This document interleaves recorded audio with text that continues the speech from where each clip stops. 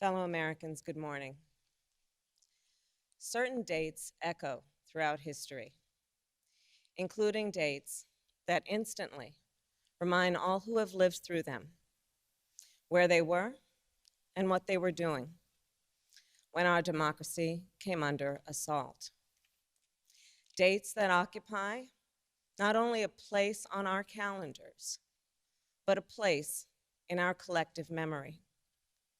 December 7th, 1941, September 11th, 2001, and January 6th, 2021.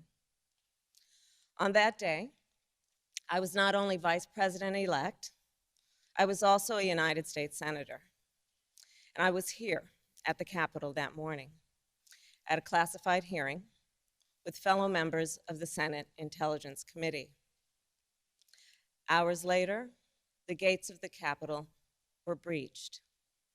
I had left, but my thoughts immediately turned not only to my colleagues, but to my staff, who had been forced to seek refuge in our office, converting filing cabinets into barricades. What the extremists who roamed these halls targeted was not only the lives of elected leaders. What they sought to degrade and destroy was not only a building, hallowed as it is. What they were assaulting were the institutions, the values, the ideals that generations of Americans have marched, picketed, and shed blood to establish and defend. On January 6th, we all saw what our nation would look like if the forces who seek to dismantle our democracy are successful. The lawlessness, the violence, the chaos. What was at stake then and now is the right to have our future decided the way the Constitution prescribes it, by we, the people, all the people. We cannot let our future be decided by those bent on silencing our voices, overturning our votes, and peddling lies and misinformation, by some radical faction that may be newly resurgent, but whose roots run old and deep. When I meet with young people, they often ask about the state of our democracy, about January 6th. And what I tell them is January 6th reflects the dual nature of democracy, its fragility and its strength. You see, the strength of democracy is the rule of law. The strength of democracy is the principle that everyone should be treated equally, that elections should be free and fair, that corruption should be given no quarter.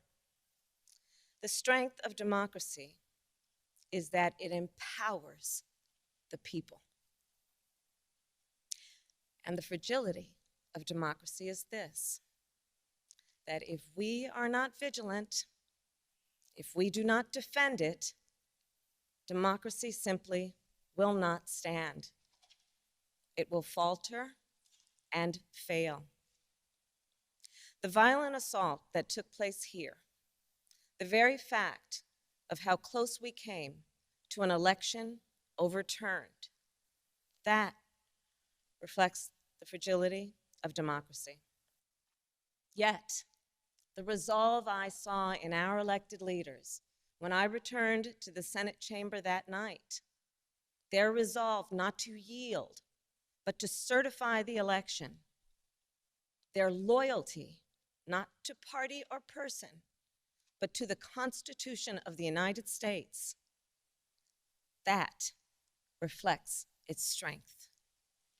And so, of course, does the heroism of the Capitol Police, the DC Metropolitan Police Department, the National Guard, and other law enforcement officers who answered the call that day, including those who later succumbed to wounds, both visible and invisible. Our thoughts are with all of the families who have lost a loved one.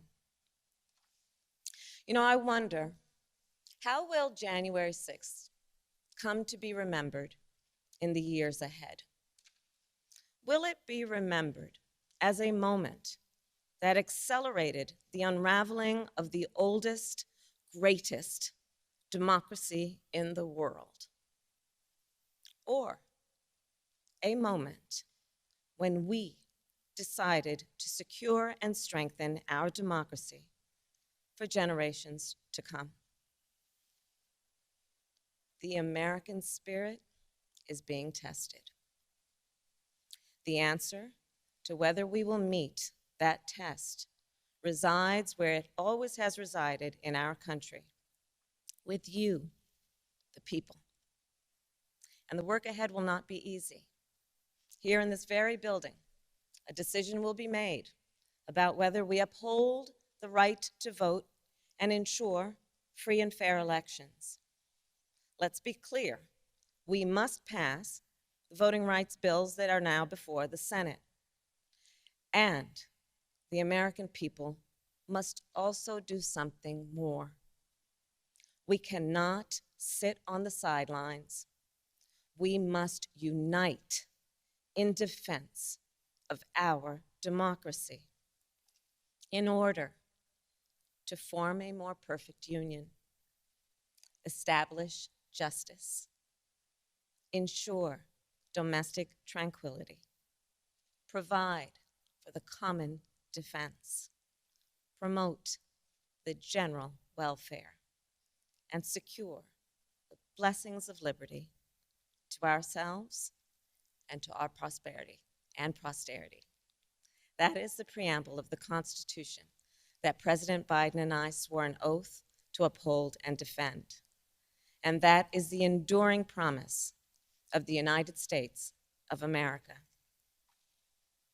My fellow Americans, it is my honor to introduce a public servant with the character and fortitude to meet this moment, a leader whose life's work has been moving our nation toward that more perfect union, President Joe Biden.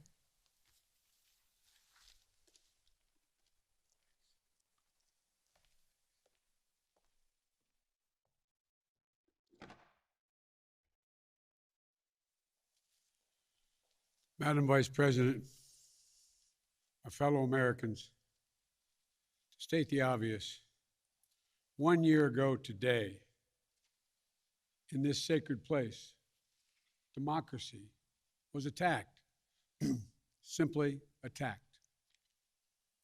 The will of the people was under assault. The Constitution, our Constitution, faced the gravest of threats. Outnumbered in the face of a brutal attack, the Capitol Police, the DC Metropolitan Police Department, the National Guard, and other brave law enforcement officials saved the rule of law. Our democracy held. We, the people, endured. We, the people, prevailed. For the first time in our history, a president had not just lost an election, he tried to prevent the peaceful transfer of power as a violent mob breached the Capitol. But they failed. They failed. And on this day of remembrance, we must make sure that such attack never happens again. I'm speaking to you today from Statuary Hall in the United States Capitol. This is where the House of Representatives met for 50 years in the decades leading up to the Civil War. This is on this floor. It's where young Congressman of Illinois, Abraham Lincoln, sat at desk 191 Above him, above us, over that door leading into the rotunda, is a sculpture depicting Cleo, the muse of history. In her hands, an open book in which she records the events taking place in this chamber below. Cleo stood watch over this hall 1 year ago today, as she has for more than 200 years. She recorded what took place, the real history, the real facts, the real truth. The facts and the truth that Vice President Harris just shared, and that you and I and the whole world saw with our own eyes. The Bible tells us that we shall know the truth, and the truth shall make us free. We shall know the truth. Well, here is the God's truth about January 6, 2021. Close your eyes. Go back to that day. What do you see? Rioters rampaging, waving for the first time inside this Capitol, Confederate flag that symbolized the cause to destroy America, to rip us apart. Even during the Civil War, that never, ever happened. But it happened here in 2021. What else do you see? A mob breaking windows, kicking in doors, breaching the Capitol. American flags on poles being used as weapons, as spears. Fire extinguishers being thrown at the heads of police officers. A crowd that professes their love for law enforcement assaulted those police officers, dragged them, sprayed them, stomped on them. Over 140 police officers were injured. We all heard the police officers who were there that day testify to what happened. One officer called it, quote, a medieval battle, and that he was more afraid that day than he was fighting the war in Iraq. They've repeatedly asked since that day, how dare anyone diminish, belittle, or deny the hell they were put through. We saw with our own eyes. Rioters menaced these halls, threatening the life of the Speaker of the House, literally erecting gallows to hang the Vice President of the United States of America. What did we not see? We didn't see a former president who had just rallied the mob to attack, sitting in the private dining room off the Oval Office in the White House, watching it all on television and doing nothing for hours as police were assaulted, lives at risk, the nation's capital under siege. This wasn't a group of tourists. This was an armed insurrection. They weren't looking to uphold the will of the people. They were looking to deny the will of the people. They weren't looking to uphold a free and fair election. They were looking to overturn one. They were looking to save the cause of America. They were looking to subvert the Constitution. This isn't about being bogged down in the past. It's about making sure the past isn't buried. That's the only way forward. That's what great nations do. They don't bury the truth. They face up to it. Sounds like hyperbole, but that's the truth. They face up to it. We are a great nation. My fellow Americans, in life there's truth, and tragically there are lies. Lies conceived and spread for profit and power. We must be absolutely clear about what is true and what is a lie. And here's the truth. The former President of the United States of America has created and spread a web of lies about the 2020 election. He's done so because he values power over principle, because he sees his own interest is more important than his country's interest, than America's interest. And because his bruised ego matters more to him than our democracy or our Constitution, he can't accept he lost, even though that's what 93 United States senators, his own attorney general, his own vice president, governors and state officials in every battleground state have all said he lost. That's what 81 million of you did as you voted for a new way forward.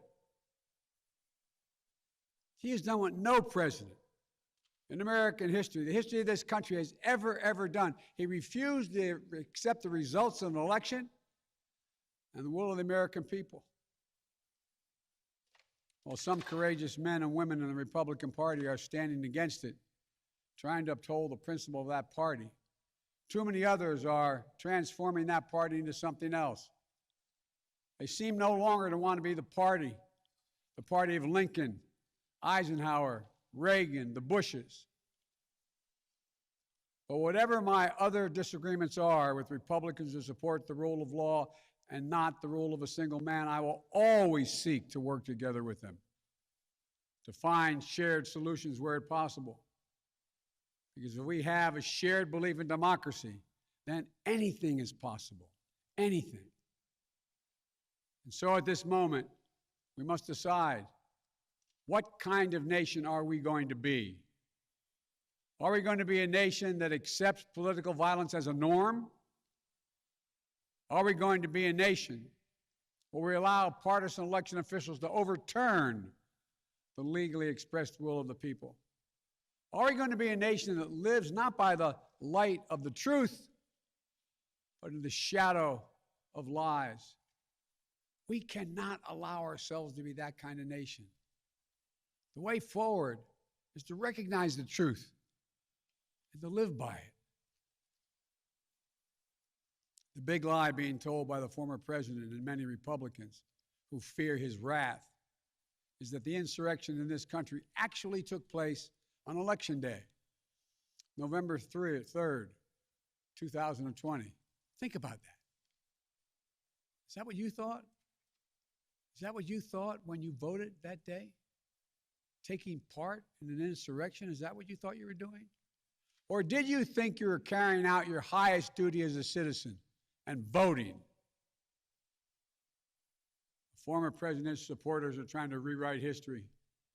They want you to see Election Day as the day of insurrection. And the riot that took place here on January 6th as a true expression of the will of the people. Can you think of a more twisted way to look at this country, to look at America? I cannot. Here's the truth. The election of 2020 was the greatest demonstration of democracy in the history of this country.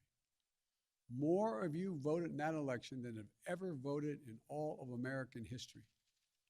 Over 150 million Americans went to the polls and voted that day. In a pandemic, some at great risk to their lives. They should be applauded, not attacked. Right now, in state after state, new laws are being written, not to protect the vote, but to deny it. Not only to suppress the vote, but to subvert it. Not to strengthen or protect our democracy, but because the former president lost, instead of looking at the election results from 2020 and saying they need new ideas or better ideas to win more votes, the former president and his supporters have decided the only way for them to win is to suppress your vote and subvert our elections. It's wrong. It's undemocratic. And frankly, it's un-American. The second big lie being told by the former president and his supporters is that the results of the election of 2020 can't be trusted. The truth is that no election in American history has been more closely scrutinized or more carefully counted. Every legal challenge questioning the results in every court in this country that could have been made was made and was rejected, often rejected by Republican-appointed judges, including judges appointed by the former president himself, from state courts to the United States Supreme Court.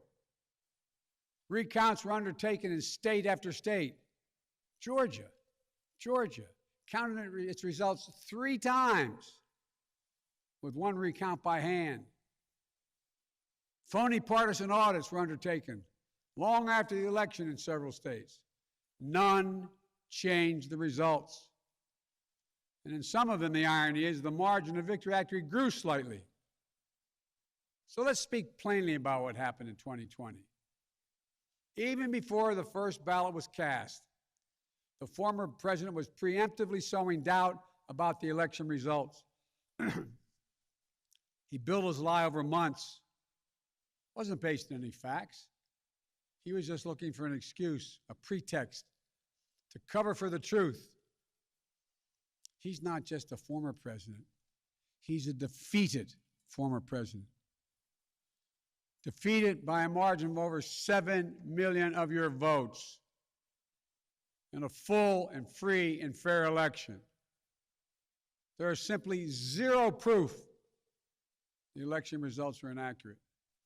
In fact, in every venue where evidence had to be produced, an oath to tell the truth had to be taken, the former president failed to make his case. Just think about this.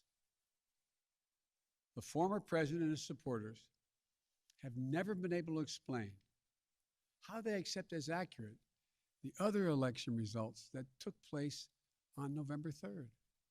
The elections for governor, United States Senate, House of Representatives. Elections which they closed the gap in the House. They challenged none of that. The president's name was first. Then we went down the line. Governors, senators, House of Representatives. Somehow those results are accurate on the same ballot. But the presidential race was flawed. And on the same ballot, the same day, cast by the same voters. The only difference, the former president didn't lose those races.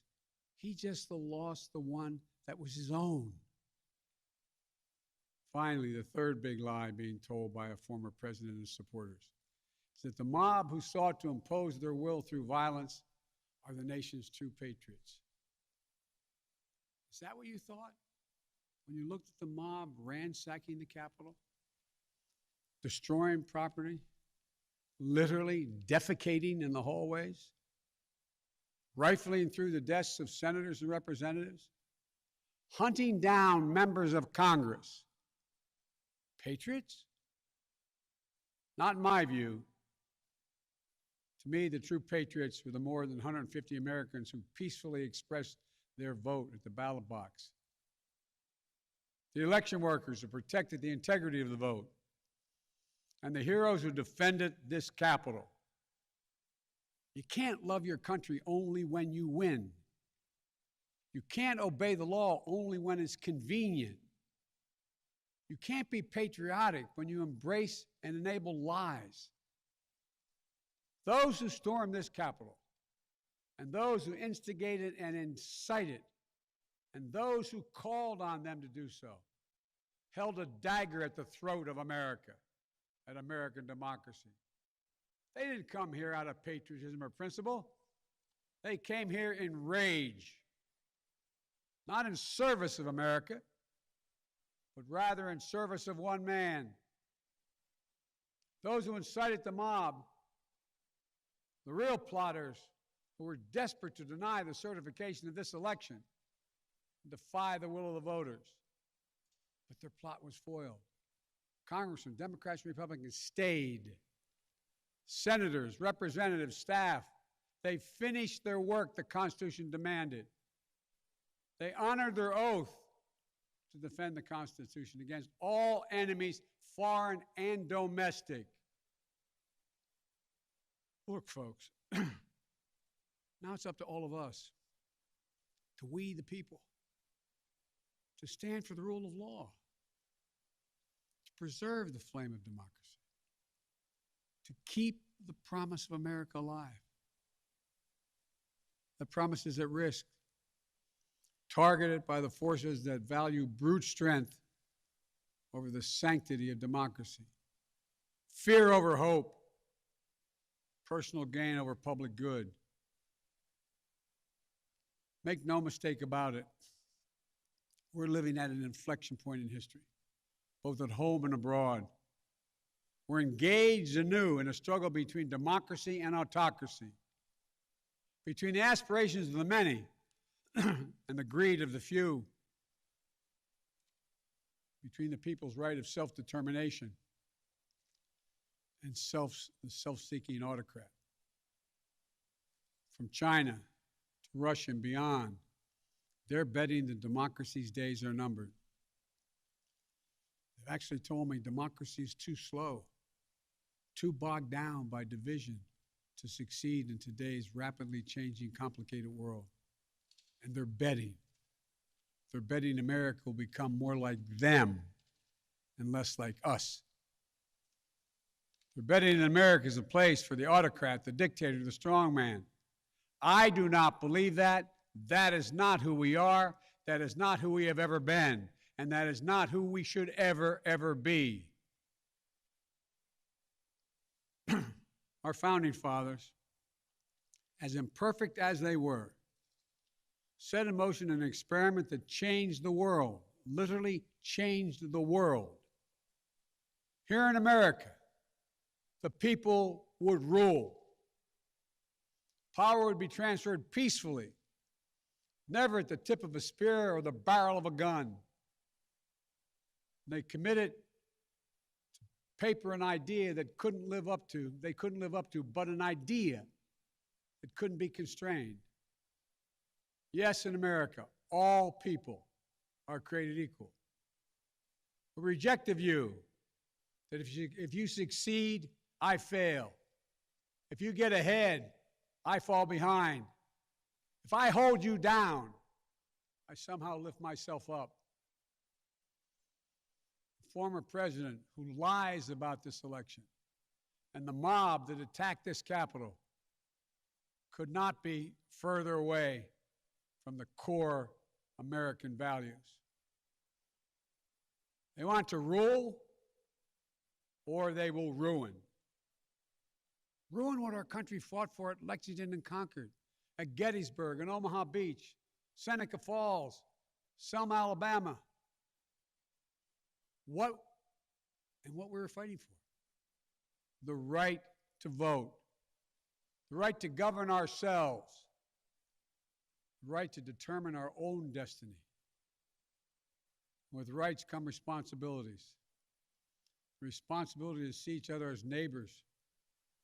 Maybe we disagree with that neighbor, but they're not an adversary. Responsibility to accept defeat. Then get back in the arena and try again the next time to make your case. Responsibility to see that America is an idea. An idea requires vigilant stewardship. As we stand here today, 1 year since January 6, 2021, the lies that drove the anger and madness we saw in this place, they have not abated.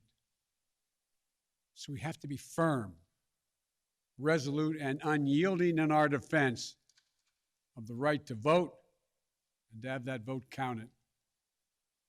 Some have already made the ultimate sacrifice in this sacred effort. Jill and I have mourned police officers in this Capitol Rotunda not once but twice in the wake of January 6th. Once to honor Officer Brian Sicknick, who lost his life the day after the attack, and a second time to honor Officer Billy Evans, who lost his life defending this Capitol as well. We think about the others who lost their lives and were injured, and everyone living with the trauma of that day, from those defending this Capitol to members of Congress in both parties and their staffs, to reporters, cafeteria workers, custodial workers, and their families. Don't kid yourself. The pain and scars from that day run deep. I've said it many times, and it's no more true or real than we think about the events of January 6th. We are in a battle for the soul of America. A battle that by the grace of God and the goodness and gracious and greatness of this nation, we will win. Believe me, I know how difficult democracy is, and I'm crystal clear about the threats America faces.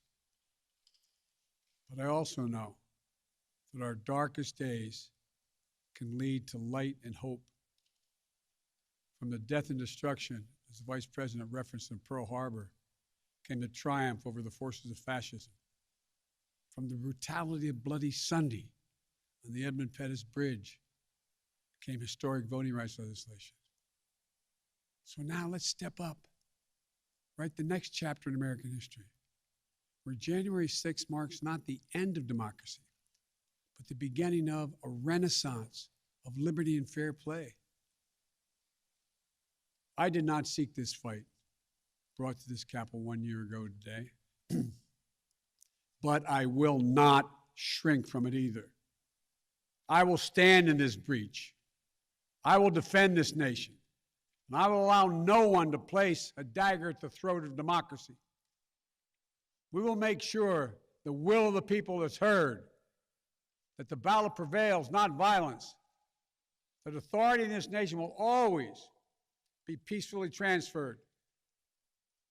I believe the power of the presidency and the purpose is to unite this nation, not divide it, to lift us up, not tear us apart.